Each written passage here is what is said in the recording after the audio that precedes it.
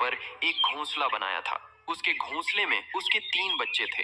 वह उन्हें बहुत प्यार करता था। एक दिन एक तोता आता है और उसी पेड़ पर अपना घोंसला बनाकर रहने लगता है। उसके पास 2 अंडे थे। कबूतर एक दिन दाना लेने के लिए जाता है। तभी अचानक बहुत तेज बारिश होती है और तेज हवा चलने लगती है। तोता तुरंत कबूतर के बच्चे के पास आया और उसके बच्चों को अपने पंखों में छिपा लेता है। लेकिन तेज हवा से कबूतर का घोंसला और अंडे जमीन पर गिरकर फूट जाते हैं।